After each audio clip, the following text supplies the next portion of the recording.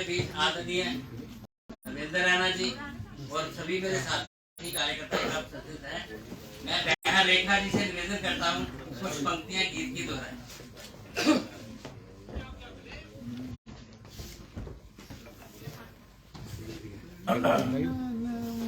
भारत माता की जय। गीत गाऊंगी और आपसे निवेदन है कि मेरे साथ साथ दोहराइएगा।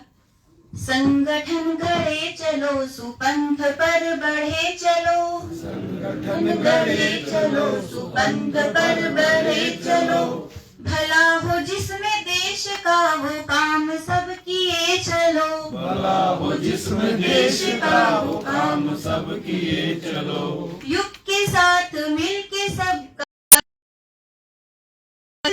युग के साथ मिल के सब कदम बढ़ाना सीख लो, एकता के स्वर में गीत गुनगुनाना सीख लो, एकता के स्वर में गीत गुनगुनाना सीख लो, भूल से भी मुख पे जाति पंथ रक्तपात हो, भाषा प्रांत के लिए कभी न रक्तपात हो, फूट का भरा भरा है फोड़ कर बढ़े चलो, फूट का बड़ा बड़ा है फोड़ कर बढ़े चलो, भला हो जिसमें देश का वो काम सब किए चलो, भला हो जिसमें देश का वो काम सब किए चलो, संगठन गढ़े चलो, सुपंथ पर बढ़े चलो, संगठन गढ़े चलो, सुपंथ पर बढ़े चलो, भला हो जिसमें देश का वो काम सब किए चलो, भला हो जिसमें देश का वो काम सब किए चलो,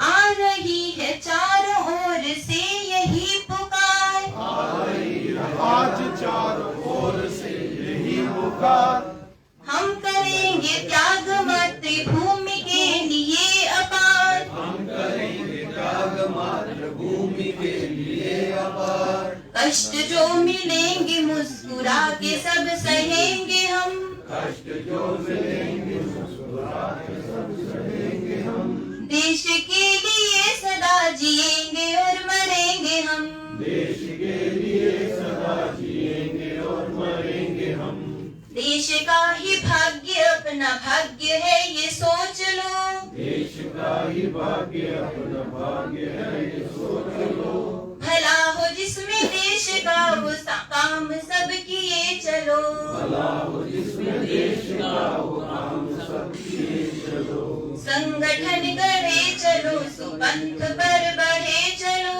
संगठन गढ़े चलो, सुपंथ पर बढ़े चलो, भला हो जिसमें देश का वो काम सब किए चलो, भला हो जिसमें देश का वो काम सब किए चलो, भारत माता की जय।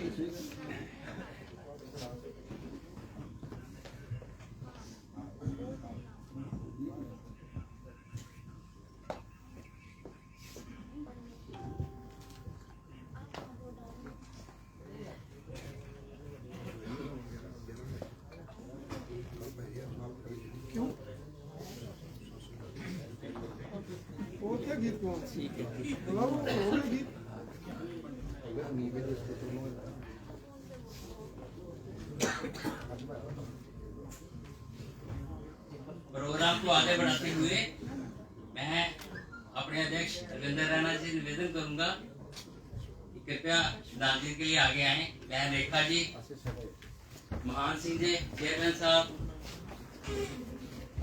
रंधावा जी, यार आशु लाइट बंद कर यार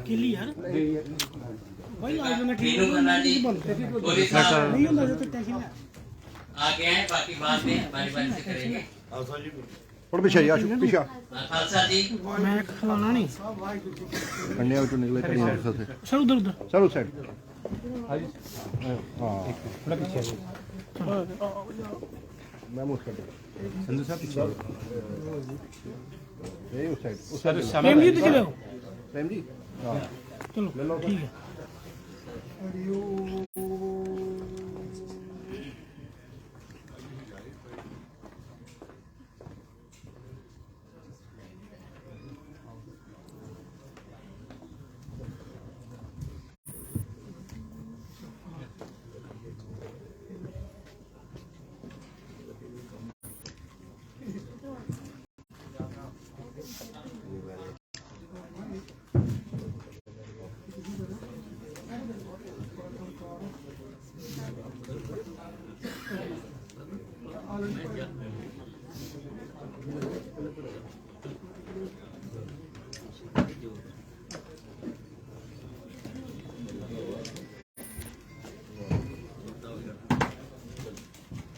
चलो हलो ये हो गया इधर आओ।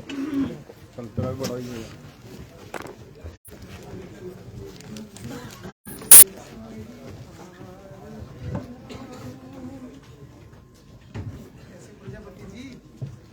हो यार भाई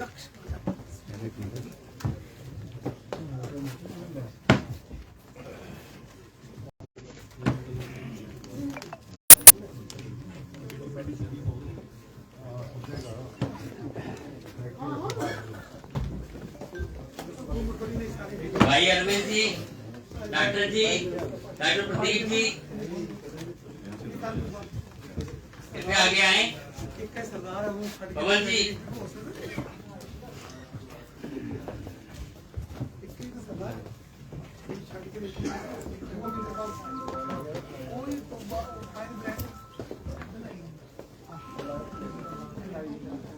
बाकी बहनों और भाइयों से निवेदन है कि अपना श्रद्धांजलि दें, अपना समर्पण करें और अपने स्थान पे बैठ जाए।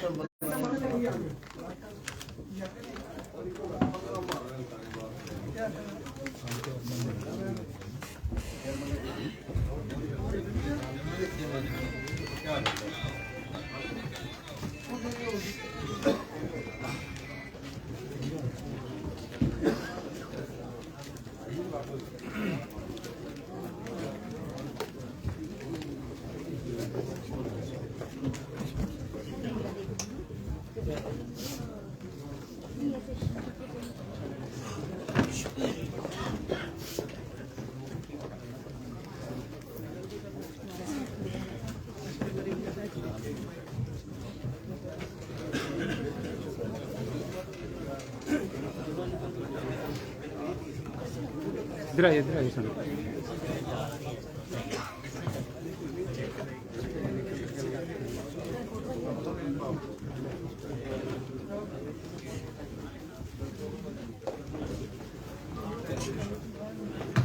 ये ना लो अपना, ये लो ना लिख लो। इधर आइए।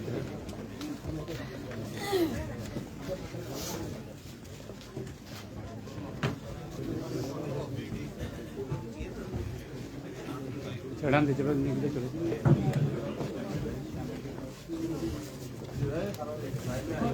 आइए। चलो खोल लेगा ना वो। हाँ नहीं चलो। आदरणीय खटाना जी से मेरा निवेदन है, खटाना एक जी मिनट, हाँ जी श्रद्धांजलि अर्पित करें। इधर आइए सर।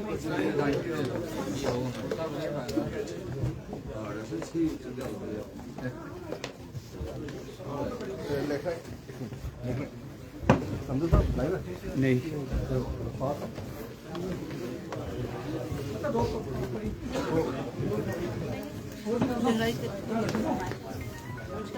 सर इधर नहीं, सर इधर नहीं आओ, इधर रखा है। कृपया बारी बारी से आए, अपने स्थान पे बैठते जाएं।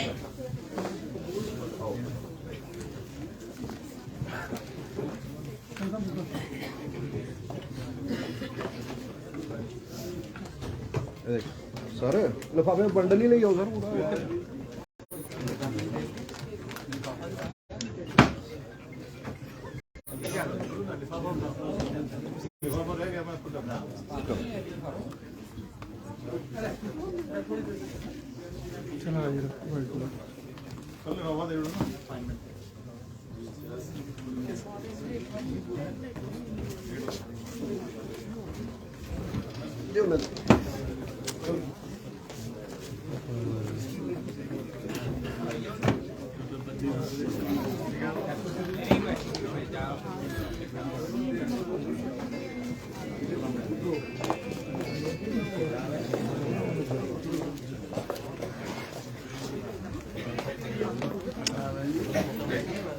आदरणीय एक मिनट थोड़ा पीछे। खटाना जी से निवेदन है कि आज के दिन में अपने ये नहीं टक्कन खोलो, टक्कन लकी भैया इधर मैडम जी इधर आइयो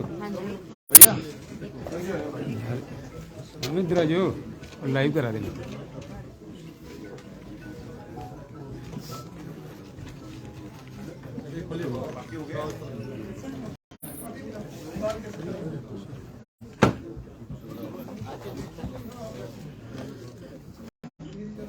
कर लो पहले आगे से कर लो ना अध्यक्ष जी ने जाना ना कहीं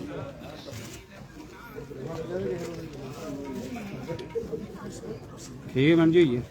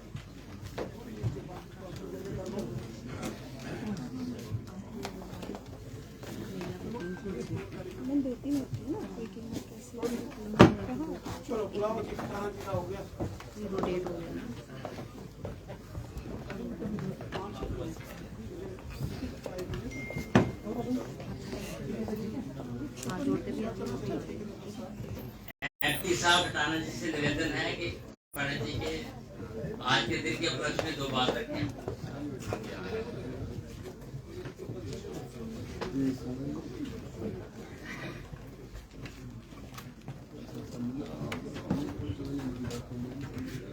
भारतीय जनता पार्टी के हमारे कदावर नेता और यूटी के अध्यक्ष श्री रविंद्र रैना जी और भारतीय जनता पार्टी के आए हुए यहाँ इज्जतमाब नेतागण,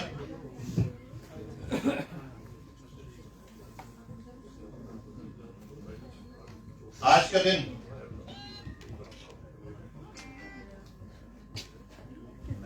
दिन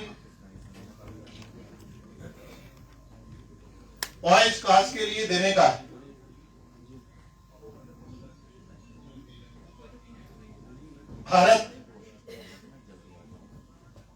भारत मजबूत हो और भारत को हम पूरी दुनिया में कैसे दर्शाएं, उसके लिए हमें हमारे कार्यकर्ताओं के द्वारा जरा जरा बूंद बूंद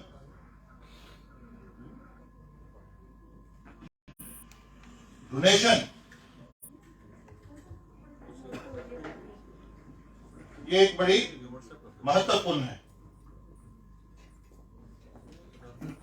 मैं लेट हो गया थोड़ा और हम सबको पंडित दीनदयाल जी की जिंदगी को, उन्होंने जो कार्य करे उनको हमें अपने जीवन में लाना चाहिए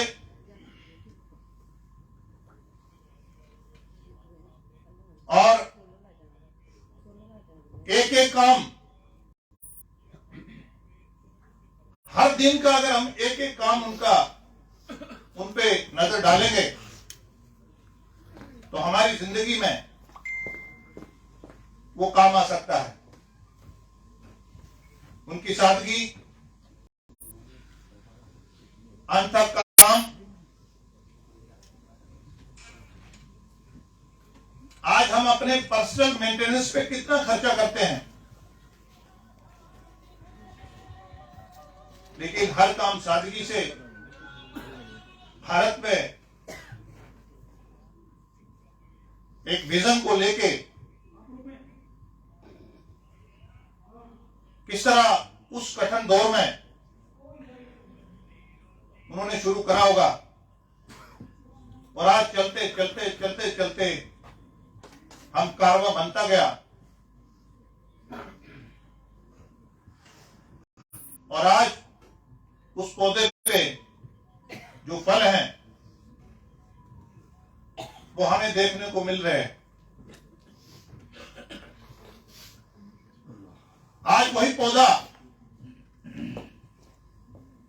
जो इंटरनेशनल फोरम हमें पहचानते तक नहीं थे, आज वही पौधा होस्ट कर रहा है G20 की शक्ल में। और सिर्फ डिप्लोमेटिक प्रक्रिया नहीं है ये, हम उनको G20 जो बाहर के देश हैं उनको हम अपना पोटेंशियल और अपनी तहजीब, अपनी सकाफत, अपना कल्चर को देश के हर बड़े शहर में दर्शाएंगे। तो मैं आपके बीच में ज्यादा देर नहीं रहूंगा क्योंकि हमारे अध्यक्ष जी ने जाना है, मैं पहले ही लेट हो गया।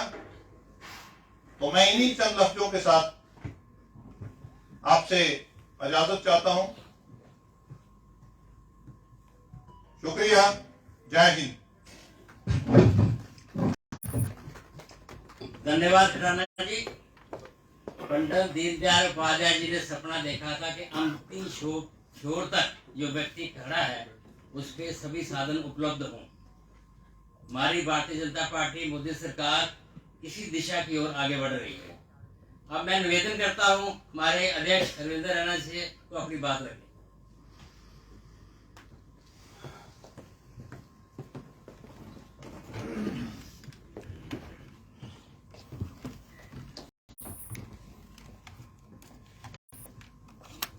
बोलिए भारत माता की जय, भारत माता की जय, भारत माता की जय।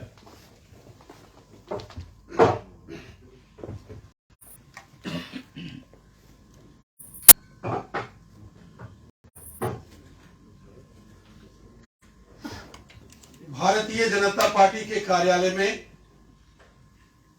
आज समर्पण दिवस के इस उपलक्ष्य पर उपस्थित सभी ज्येष्ठ श्रेष्ठ कार्यकर्ता बंधुओं को मेरा नमस्कार। हमारे बीच हमारे honourable member parliament engineer Ghulam Ali Khatana साहब, हमारे जिला अध्यक्ष जम्मू साउथ श्रीमती रेखा जी, पार्टी के सभी वरिष्ठ सहयोगी साथी बहनें और इस अभियान को जो देख रहे हैं श्रीमान प्रेम गुप्ता जी। साथियों, जैसा कि हम सब जानते हैं, आज 11 फरवरी का दिन और 11 फरवरी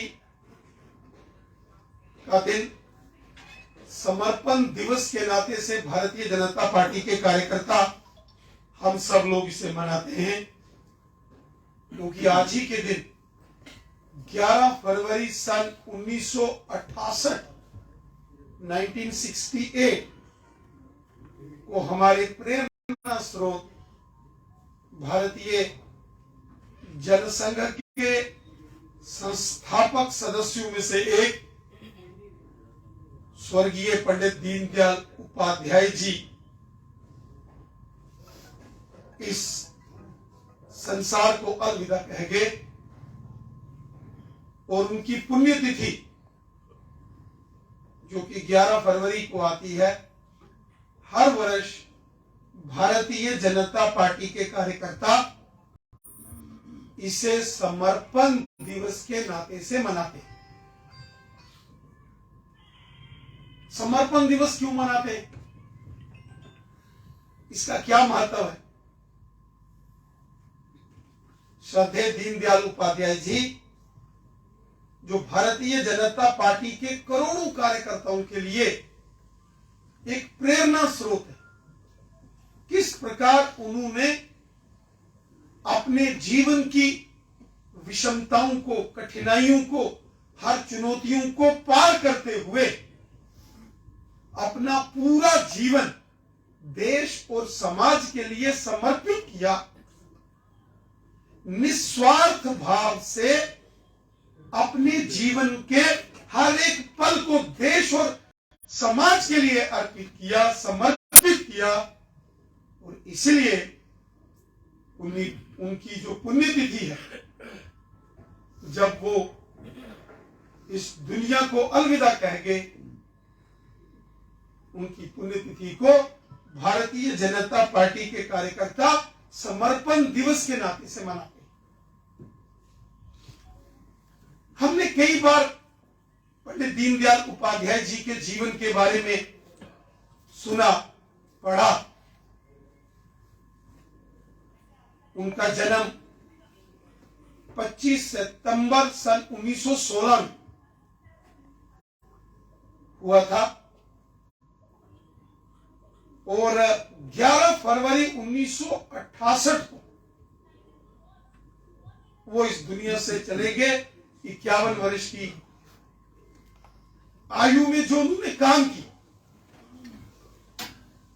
अगर उनके जीवन के ऊपर हम लोग एक दृष्टि डालेंगे,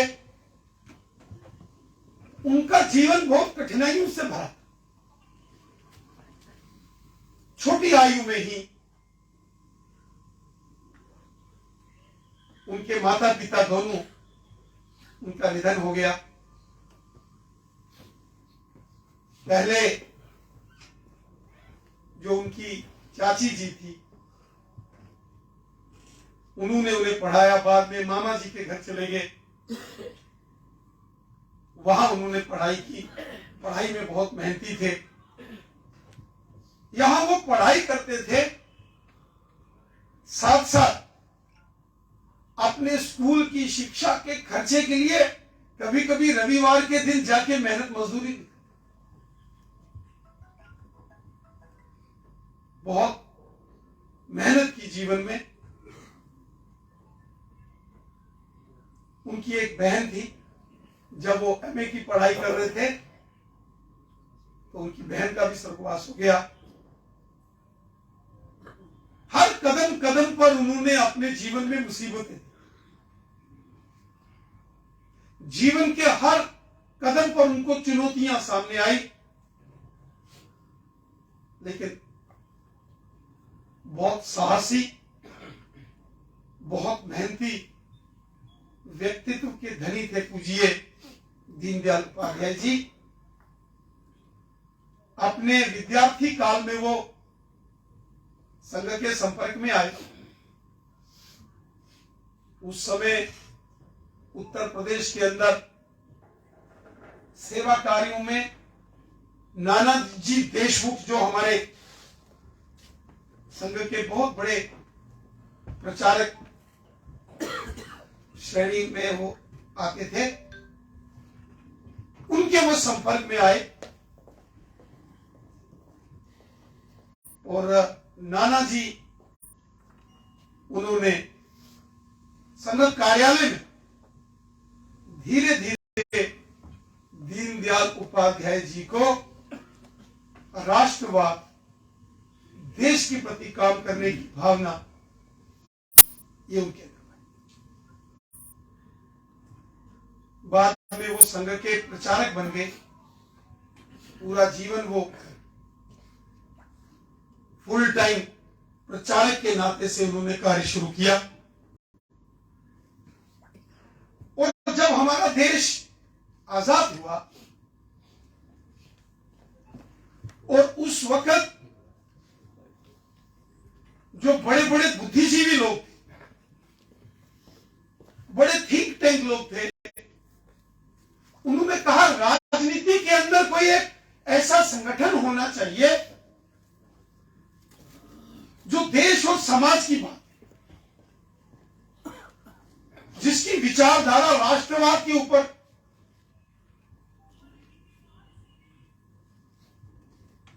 वो राष्ट्रवादी विचारों से ओतप्रोत राजनीतिक संगठन।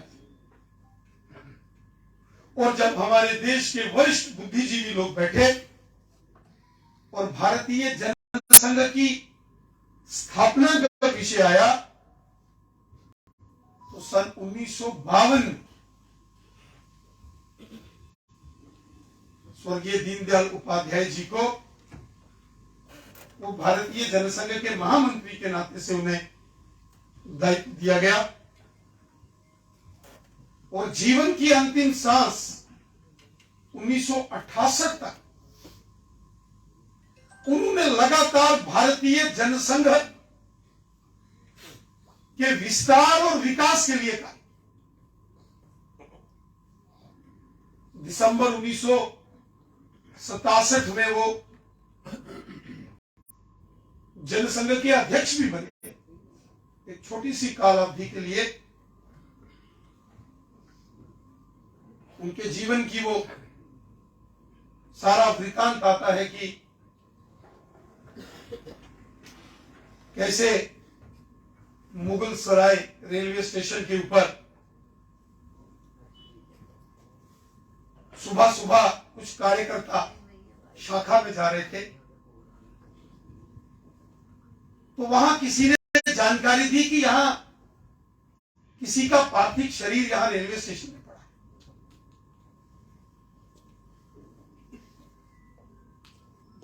और सबने कहा कोई अनजान, कोई अजनबी है, उसका कोई अता पता नहीं। उनके पास एक थैला था, झोला, और जब उस झोले को देखा गया तो उसमें कहते हैं गणवेश, जो स्वयंसेवक अगर कहीं कार्यक्रम में शाखा में जाते हैं तो गणवेश, तो पहले जमाने में व्हाइट शर्ट, निक्कर, बेल्ट, टोपी, जो कार्यकर्ता यूनिफॉर्म होती है, जिसे स्वयंसेवकों की यूनिफॉर्म या हम उसे गणवेश कहते। तो जब वहां के वो टीटी ने देखी तो उनको पहचान आ गई उनकी गणवेश से कि ये कोई संघ के स्वयंसेवक हैं, कोई कार्यकर्ता। और उस रेलवे स्टेशन के नजदीक में वहां शाखा लगती थी और उन्होंने शाखा के कार्यकर्ताओं को संदेश भेजा कि यहां ऐसे ऐसे एक पार्थिव शरीर यहां है और उनके पास एक झोला है और झोले में वो गणवेश। और जब वो कार्यकर्ताओं को सूचना लगी, वरिष्ठ कार्यकर्ता आए, सबने देखा ये तो दीनदयाल जी। रेलवे उस रेल यात्रा के दौरान क्या हुआ, क्या घटनाक्रम हुआ, बहुत सारे लोग कहते हैं कि उनके खिलाफ साजिश, उनकी हत्या कर दी रेल के अंदर। जितनी तेजी से वो राष्ट्रीय विचारों को पूरे देश में जन जन तक पहुंचा रहे, बहुत मेहनती। एक बार जनसंघ के जो पहले हमारे अध्यक्ष थे, स्वर्गीय श्यामा प्रसाद मुखर्जी साहब, उन्होंने एक बार कहा, ऐसे 10 कार्यकर्ता दीनदयाल जी जैसे अगर हमारे संगठन में हो तो पूरे देश के अंदर राजनीतिक नक्शा हम बदल दें। बहुत विजनरी आदमी भी थे, इंटेलेक्चुअल थे, थिंक टैंक थे और बहुत ज्यादा मेहनती थे, तपस्वी। दिन रात अपने संगठन के कार्य विस्तार के लिए वो कार्य करते। उस समय देश में पूरी दुनिया 2 हिस्सों में बटी थी, एक साम्यवादी और दूसरा पूंजीपति, सोशलिज्म, कैपिटलिज्म। उन्होंने एक नया विचार दिया, एक नई आइडियोलॉजी, जिसको हम अपनी वैचारिक आइडियोलॉजी कहते हैं, वो था राष्ट्रवाद, सांस्कृतिक राष्ट्रवाद, कल्चरल नेशनलिज्म। वो कहते थे राष्ट्र क्या है, देश क्या है,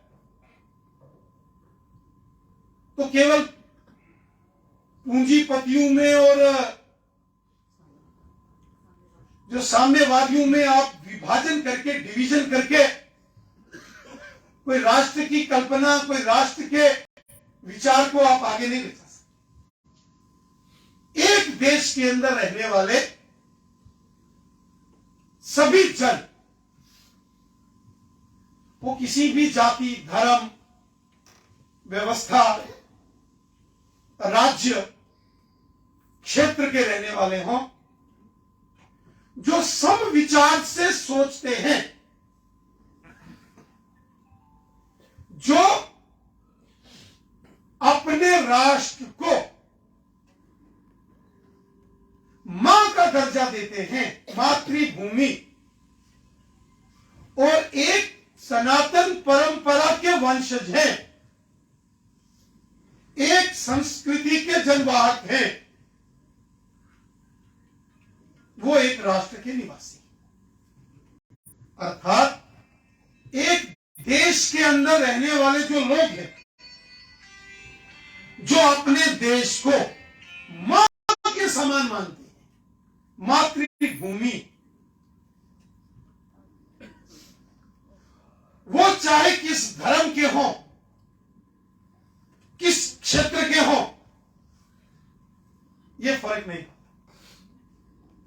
राष्ट्र के लिए, देश के लिए एक विचार, और वह विचार जो हमारी सनातन पुरातन संस्कृति ने हमें दिया, जो हमारे पूर्वजों ने विचार हमको दिया। और अगर सरल भाषा में कहूं तो जो मोदी सरकार का नारा है, सबका साथ, सबका विकास, सबका विश्वास, और फिर एक भारत श्रेष्ठ भारत। सबका साथ, सबका विकास, सबका विश्वास, सबको समाहित करते हुए मजबूत राष्ट्र का निर्माण करना, यह दीनदयाल जी का विचार। एकात्म मानववाद, इंटीग्रल ह्यूमनिज्म, एक मानव, और वो ये कहते थे समाज में अगर कहीं कोई गरीब लोग हैं, पिछड़े हैं, शोषित हैं, प्रताड़ित हैं, दीन दुखी हैं, जब तक उनका उद्धार और उत्थान नहीं होगा, राष्ट्र का सर्वांगीण विकास नहीं हो सकता। इसलिए स्वर्गीय दीनदयाल उपाध्याय जी ने जो अंत्योदय का एक विचार समाज के सामने रखा, उन्होंने कहा सामाजिक जीवन की पंक्ति में अंतिम पायदान पर खड़े व्यक्ति, अर्थात समाज के अंदर जो बहुत गरीब लोग हैं, पिछड़े हैं, शोषित हैं, जब तक उनके साथ इंसाफ नहीं होगा, जब तक उनका भला नहीं होगा, जब तक आप उनको अन्य समाज के साथ बराबरी पर नहीं लाते, तब तक राष्ट्र का सर्वांगीण विकास वो नहीं हो सकता। इसलिए जब अटल बिहारी वाजपेयी साहब देश के प्रधानमंत्री बने, तो दीनदयाल जी के इसी विचार को लेकर अंत्योदय अन्य योजना शुरू की गई, जो आज तक हमारी वर्तमान की सरकार में भी चल। वो कहते थे, जिसको आज आप हम लोग बजट की भाषा में जीडीपी कहते हैं, वो कहते थे राष्ट्र की जो ग्रोथ है, उन्होंने कहा कृषि हमारे देश की एग्रीकल्चर लाइफलाइन, कृषि को बढ़ावा देना, यहां देश में अन्न के भंडार इकट्ठे होंगे, वही कोई भूखा नहीं रहेगा, और साथ ही साथ कृषि के विकास की ओर ध्यान देने से किसी देश की जो विकास दर है वो सही मायनों में आगे बहुत राष्ट्रवादी विचार, स्वदेशी का उपयोग, अपने देश के अंदर बनी वस्तुओं का निर्माण और उनका उपयोग, इस पर वो बल देते थे। वो कहते थे जितना स्वदेशी वस्तुओं का प्रयोग हम लोग करेंगे, देश आर्थिक दृष्टि से उतना ज्यादा मजबूत होगा। और वो बताते थे किस प्रकार एक ईस्ट इंडिया कंपनी ने, किस प्रकार एक ईस्ट इंडिया कंपनी भारत में व्यापार करने के लिए आई और पूरे देश को गुलाम बना के रख दिया। कैसे देश के आर्थिक तंत्र को ईस्ट इंडिया कंपनी ने कब्जा किया। इसके ऊपर बाकायदा उन्होंने एक पुस्तक लिखी। वो कहते थे भारत एक सनातन राष्ट्र है। जब दुनिया के अंदर कहीं कोई संस्कृति नहीं थी तो भारत के अंदर सांस्कृतिक मूल्यों के ऊपर आधारित जीवन जिया जाता। हमारी संस्कृति प्रकृति के साथ मिलकर जीना सिखाती। आज हम देखते हैं कभी जोशी मठ में वो जमीनें धंस रही हैं, कहीं डोडा में धंस रही हैं। दीनदयाल जी ने कहा था अपने एक उद्बोधन में कि प्रकृति का दोहन होना चाहिए, ठीक है, लेकिन प्रकृति का शोषण ठीक नहीं। आज हम देखते हैं इस बड़े औद्योगिकरण की इस दौड़ में प्रकृति का शोषण होता है। और जब प्रकृति का शोषण होता है तो कहीं महामारी आती है, प्रलय आती है, कहीं भूचाल आते हैं, जमीनें धंसती हैं, फिर बड़ी तबाही। आज से कई दशक पहले दीनदयाल उपाध्याय जी ने इस पर जोर दिया था कि इंसान का और प्रकृति का, वो कहते थे प्रकृति माता, जो बाकी के ग्रह है, प्लैनेट्स हैं, उन पर जीवन नहीं है क्योंकि वहां ये प्रकृति नहीं, ये वायुमंडल नहीं, और ये जीवन यहां सुरक्षित रहे इसकी जिम्मेवारी इंसान की है। आज बड़े बड़े इंटरनेशनल समिट्स होते हैं कि कार्बन की मात्रा को वायुमंडल में कैसे कम किया जाए। बातें सब करते हैं, ग्राउंड पर काम नहीं होता। और जो बड़े बड़े देश हैं, यूरोपियन कंट्रीज हैं, अमेरिकन कंट्रीज हैं, आज उनको वो चिंता सता रही है। आज वो उन चीजों पर कहते हैं आओ डिस्कशन करो। कभी यूनाइटेड नेशन जनरल असेंबली में, कभी G7 में, G20 में, यूरोपियन यूनियंस में, कि प्रकृति के साथ मानव का क्या व्यवहार रहना चाहिए, किस प्रकार हमको रहना है, ताकि आने वाले भविष्य में आने वाली पीढ़ियां भी ठीक से इस पृथ्वी पर रह सके। एक बहुत बड़े विचारक, एक राष्ट्रवादी विचारक और दुनिया के लिए जीने का संदेश देने वाले स्वर्गीय दीनदयाल उपाध्याय जी की पुण्यतिथि में, जिसे हम समर्पण दिवस के नाते से मनाते हैं, हम सबको ये संकल्प लेना चाहिए। हमको दीनदयाल जी के विचार, एकात्म मानववाद, कल्चरल नेशनलिज्म, सांस्कृतिक राष्ट्रवाद, हमारे पूर्वजों ने किस प्रकार राष्ट्र की कल्पना, देश की कल्पना हमारे धार्मिक ग्रंथों में किस प्रकार अपने देश, अपनी मातृभूमि के लिए एक इंसान को कर्तव्य परायणता बताई गई है, उसका पालन करना, ये दीनदयाल जी ने कहा। और इसलिए भारतीय जनता पार्टी में नेशन फर्स्ट, देश पहले, देश है तो हम हैं, वो चाहे कोई किसी धर्म का हो,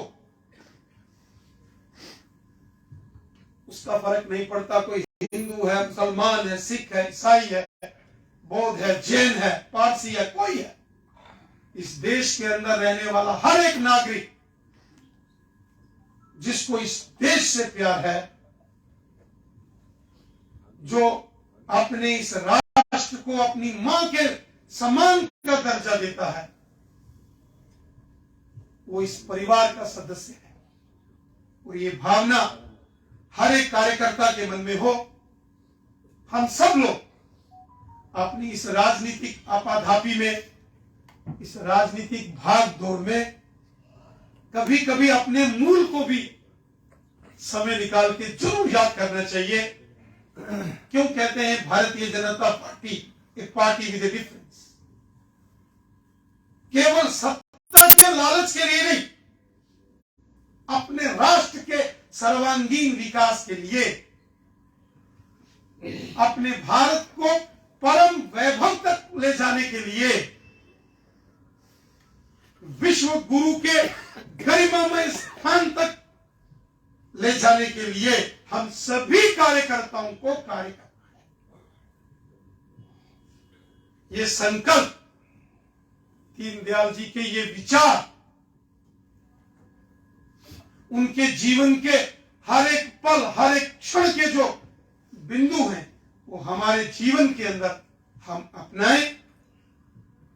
स्वार्थ भाव से अपने राष्ट्र, समाज, देश के लिए अपनी जिम्मेवारियों का निर्वाह करें। हर चुनौती का सामना करते हुए, हर विकट परिस्थिति से जूझते हुए, राष्ट्र के प्रति, देश के प्रति जो हमारी रेस्पॉन्सिबिलिटीज हैं, जो हमारी ड्यूटीज हैं, उनको हम निभाएं। दीनदयाल जी कहते थे, संविधान के अंदर हर व्यक्ति बात करता है फंडामेंटल राइट्स का, ठीक बात है। अधिकारों की चिंता, अधिकारों का विषय संविधान ने हर एक नागरिक को दिया है, एक फंडामेंटल राइट। लेकिन इसी संविधान ने हर भारतवासी, हर देशवासी के लिए कुछ फंडामेंटल ड्यूटीज भी असाइन की। अधिकार भी है, लेकिन कुछ जिम्मेवारियां भी। एक देश के अच्छे नागरिक होने के नाते से देश के प्रति जो हमारी जिम्मेवारियां हैं, जो हमारी ड्यूटीज हैं, वो हमारी नजर में पहले रहना चाहिए।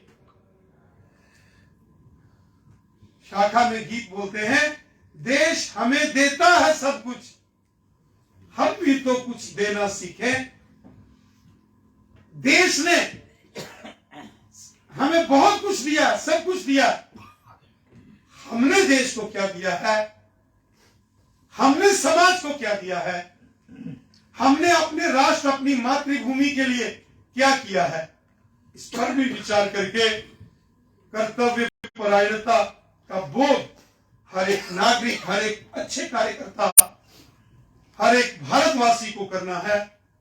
ये विचार श्रद्धेय दीनदयाल उपाध्याय जी के थे।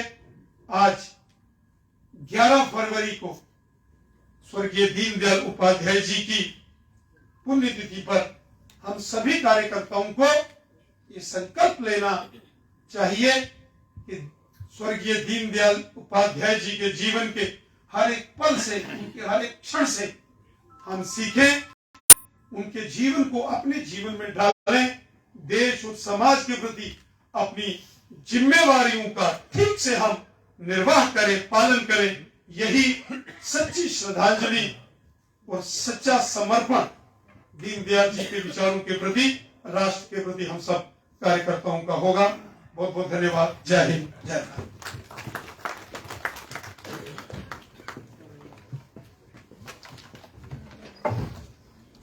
बहुत धन्यवाद आदिल अध्यक्ष जी, आपने हमें पंडित जी की जीवनी के बारे में डिटेल में बताया।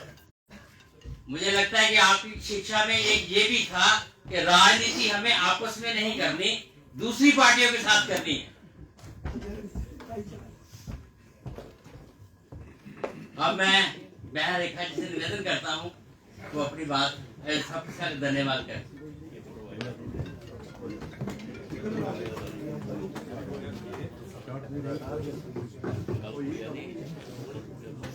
भारत माता की।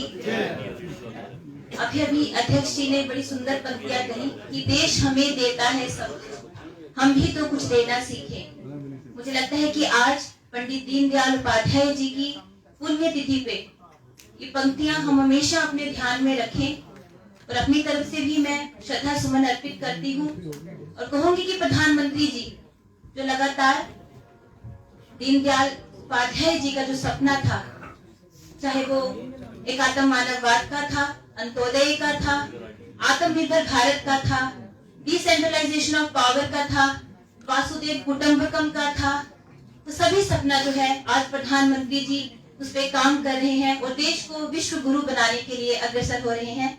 आज सभी लोग यहाँ पे आए, यहाँ पे हमारे सभी सीनियर्स, हमारे राज्यसभा से हमारे एमपी खटाना जी, हमारे अध्यक्ष रविंदर रैना जी, हमारे हरिंदर जी, विक्रम रंधावा जी, यहाँ पे सभी स्टेट के ऑफिस बेयरर्स, सीनियर लीडर्स, हमारे दोनों मंडलों के अध्यक्ष, हमारे त्रिकुटा नगर मंडल से नीरज पुरी जी, गांधीनगर मंडल से भारत भूषण जी, सभी यहाँ पे आए और सभी ने जो है समाज के लिए, राष्ट्र के लिए और अपने संगठन के लिए समर्पण किया। सबका धन्यवाद। जय हिंद, जय भारत। जो साथी बाद में आए हैं वो अपने श्रद्धांजलि दें। एक बार राष्ट्रगीत करा लो, उसके बाद देते हैं। सभी खड़े होके राष्ट्रगान करेंगे। जन गण मन अधिनायक जय हे भारत भाग्य विधाता, पंजाब सिंध गुजरात मराठा द्राविड़ उत्कल बंगा, विंध्य हिमाचल यमुना गंगा, उज्जल जलधि तरंगा। तब शुभ नामे जागे, तब शुभ आशीष मांगे, गाए सब जय गाथा। जन गण मंगल दायक जय हे भारत भाग्य विधाता। जय हे, जय हे, जय हे, जय जय जय जय हे। भारत माता की जय, भारत माता की जय, भारत माता की जय। धन्यवाद जी।